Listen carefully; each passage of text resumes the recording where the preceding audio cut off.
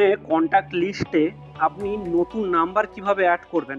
প্রথমে আপনি আপনার ডায়াল প্যাডটাকে অন করবেন। ডায়াল প্যাডটাকে অন করার পরে দেখুন এখানে যে কিপ্যাড অপশানটা আছে, এই কিপ্যাড অপশানে টাচ করবেন। টাচ করার পরে আপনি যে নাম্বারটা সেভ করতে চান সেই নাম্বারটা এখানে টাইপ করবেন।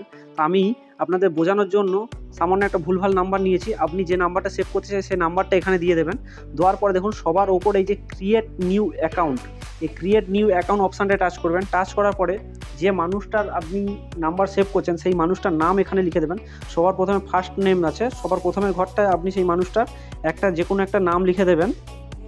দেওয়ার পরে তার নিচে সেই মানুষটার টাইটেল দিয়ে দেবেন, কিছু একটা টাইটেল দিয়ে দেবেন।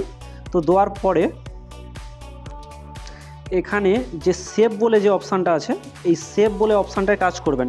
সেভ বলে অপশানটায় টাচ করার পরে আপনার নাম্বারটা কন্ট্যাক্ট লিস্টের মধ্যে সেভ হয়ে যাবে।